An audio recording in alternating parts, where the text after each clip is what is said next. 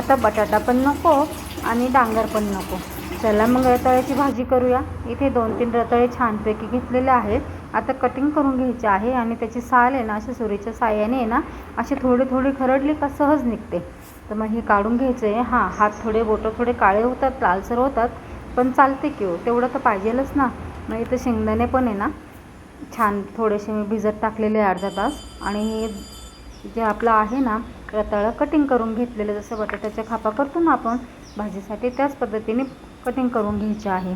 आणि त्याच्यासाठी मसाला शेंगदाणे छानपैकी खरपूस भाजून घ्यायचे आणि थोडंसं हिरव्या मिरच्या जास्त घ्यायचे आहे बरं का, कारण हे रताळे ना थोडंसं गोड असतं ना, त्याच्यामुळे ना मग थोडंसं तिखटपणा हवा ना त्यासाठी. आता तेल पण गरम झालेलं आहे. आता हे रताळे धुवून त्याच्यात ॲड करायचे,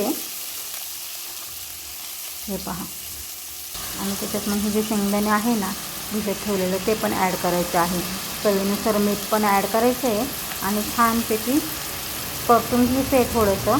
आणि गरजेनुसार पाणी ॲड करायचं आहे. शिजायला लागेल ना तेवढंच पाणी ॲड करायची. आणि हो, थोड्या उभ्या मिरच्या आहे ना कटिंग करून टाकायचं आहे, म्हणजे कसं अजून भारी दिसते ना भाजी, दिसायला पण भारी आणि थोडं तिखट म्हटलं का माणूस पटकन घासून खातं त्यासाठी.